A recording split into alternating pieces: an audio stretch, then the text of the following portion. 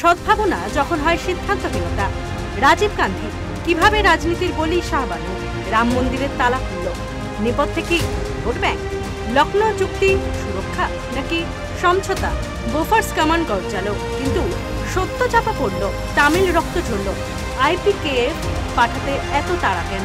রাজীব গান্ধীর 7 বিতর্কিত পদক্ষেপ কি কি?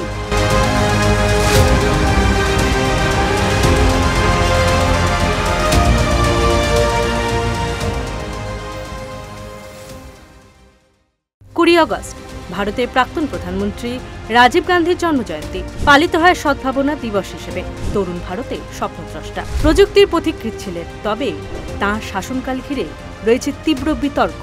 তথ্য প্রযুক্তি ক্ষেত্রে বিপ্লব, শিক্ষায় নতুনত্ব এবং পঞ্চায়েতকে সাংবিধানিক মর্যাদা দেওয়ায় রাজীব ছিলেন রূপান্তরের দূত। কিন্তু তার 5 বছরের শাসনকালে উঠে আসে একের পর এক বিতর্ক। 1986 সালে মুসলিম মৌলবাদীদের তুষ্ট করতে শাহবানু মামলার রায় উল্টে দেন। অভিযোগ নারীর অধিকার নয়, সেখানে প্রাধান্য পায় ভোট ব্যাংক। এই সিদ্ধান্ত সংখ্যালঘু তোষণের প্রতীক হয়ে ওঠে। এছাড়াও বোফোর্স চুক্তিতে দুর্নীতির ছায়া কংগ্রেসের ভাবমূর্তি নষ্ট করে।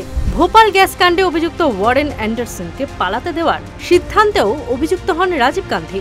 শান্তির বার্তা নিয়ে শ্রীলঙ্কায় সেনা পাঠান, কিন্তু LTTEর প্রতিরোধে ভারত পড়ে গভীর সংঘাতে।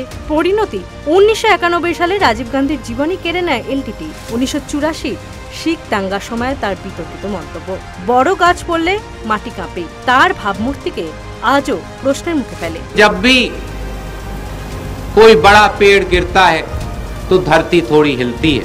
একদিকে প্রযুক্তি ও আধুনিক ভারতের স্বপ্নদ্রষ্টা, অন্যদিকে ভোট ব্যাংক রাজনীতি ও বিতর্কিত সিদ্ধান্তের প্রতীক। রাজীব গান্ধীর উত্তরাধিকার তাই কেবল প্রশংসার নয়, প্রশ্নেরও জন্ম দেয়, যা আজও ভারতীয় রাজনীতিতে প্রাসঙ্গিক।